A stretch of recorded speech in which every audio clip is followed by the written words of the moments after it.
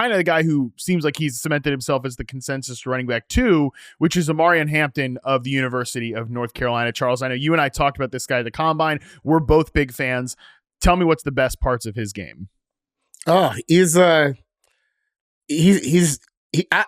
don't know how to describe it, but he's built for it. He looks and moves like an NFL running back. I honestly watched him in not in passing, but I watched like maybe a game or two before the Combine, and I knew he was a good athlete.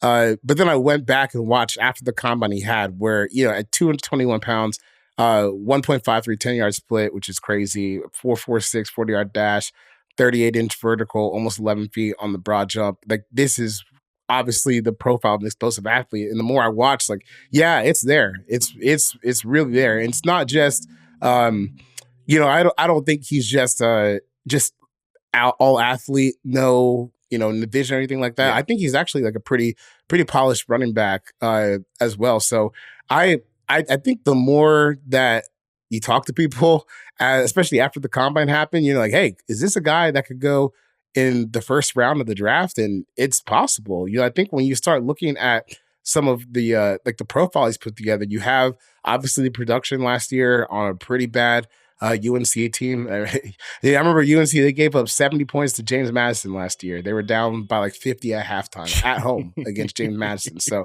this was not a good team. James Madison, my God, what are we talking about? Dude, yeah, they let James Madison score 50 points in the first half at home. JMU up the street here in Virginia. Not exactly a football powerhouse university, right, folks. So that's kind of what he was dealing with last year, and still he was able to be just a workhorse for that offense. Then he goes to the Combine, blows it up. I think he's just checking a whole lot of boxes, and I really like his game. It's explosive, it's smooth. I think he's got a little bit more agility and elusiveness maybe than given credit for. I just think he's a really, really complete running back.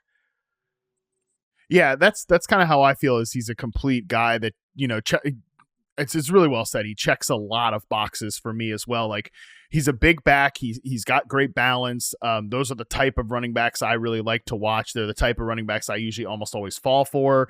And again, he's somebody that, in terms of yards after contact, 4.35, he's up there with like all of the guys that carried the ball a ton. Like, in terms of players that had over 200 carries last year in the FBS, he's third in terms of yards after contact per carry. Ashton Genty is, of course, number 1. Number 2 is Caleb Johnson of Iowa, who we might talk about this episode. I think we might talk about next episode. But again, a productive player, 5.9 yards per carry overall, just an explosive player who is it like I think he's a grinder back, but he's got some juice to him as well. Like, is he the most explosive back in the world? I don't know about that, but again, I think he can rip those big runs, especially on like gap concept runs. To me, like, I don't know if he's going to land with this team because they signed Najee Harris in free agency, but he would be like a tremendous fit with what the Chargers want to do.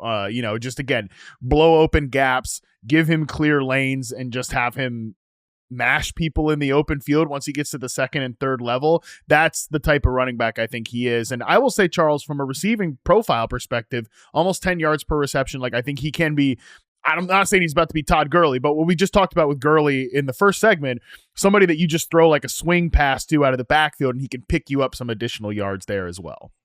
Yeah, the thing is about Najee Harris, man. I hope that Najee Harris signing doesn't stop them from adding like another legit back. Yeah, so especially with how much they want to run the ball. I don't think it will. But you never know them.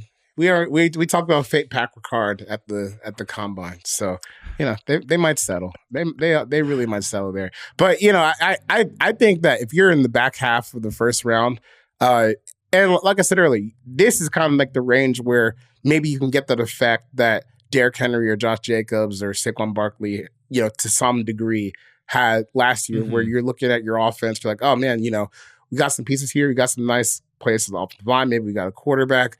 Oh shoot, maybe a top end running back would really raise the floor for us, and I think that that's a sweet spot for him. I think at one point we had him mocked to the Commanders. We've also had him mocked to the Denver Broncos. So even if you're looking at the Broncos offense and where he fits in, their running game was solid last year. It had some ups, it had some downs. I think they finished close to maybe like around the league average unit in terms of success rate and EPA. But I also do think that their running backs left some juice to squeeze last year out there on the field. So just getting someone maybe who's a little bit more legitimate runner. Obviously, your Bo Nix is on a rookie contract. You see him play. You know he's competent enough to at least start in the NFL. This could be a good running mate for him just to kind of solidify things, maybe while they try to figure out what they want the rest of their receiving room outside of Courtland Sutton to look like. Yeah, I agree with you that Denver makes a lot of sense with what they want to do.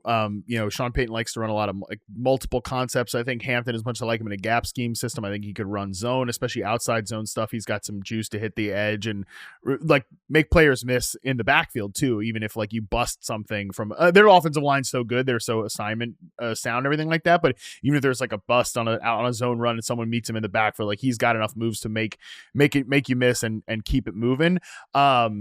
So I agree. Like Denver, we're going to talk a lot about them next week on the pod because they're one of the teams that will fit our next draft series, but they're looking for weapons. Could you see a team even like Chicago at 10? Like, let's say Genty goes inside the top 10. Could you see a team like Chicago? Again, we know what Ben Johnson saw in Detroit with a guy like Jahmyr Gibbs and how like adding that juice elevated a running game. They added to the offensive line. They added to the defensive line. I think they've set themselves up to kind of do whatever they want at the 10th overall pick. Maybe it's rich, but again, we're starting to weigh some like mid-tier edge rushers and stuff like that. Could you see a team like Chicago selling themselves enough on Hampton to be like, let's make a really aggressive move and take him there? Yeah, I mean, I don't think that'll be the weirdest thing, only because especially this year, I think once you get past maybe like a top 6 or 7 players, I would imagine the rankings are just all over the place. Once you get past like Travis Hunter, Mason Graham, Will Campbell, guys in that range, I have to guess everything's all over the place. So I wouldn't be all that surprised if they decide to take it, if they decide to take him there.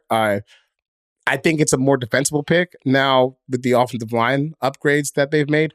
If Jonah Jackson and Drew Dahlman play out for them and Joe Thuney can continue like his little Iron Man streak, that's a quality offensive line, especially with Darnell Wright over there at right tackle. So it wouldn't be a situation, hopefully, because we were saying it last year, it wouldn't be a situation where, he wouldn't have anyone blocking for him. And hopefully, Caleb Williams will be able to get moving a little bit easier, maybe with a star running back. But I actually think Hampton and Swift, that's not a bad little 1-2 combo, because I don't know. I think Swift might be past the days where you need to be giving him all those carries, but still as a spellback, I think he has some value.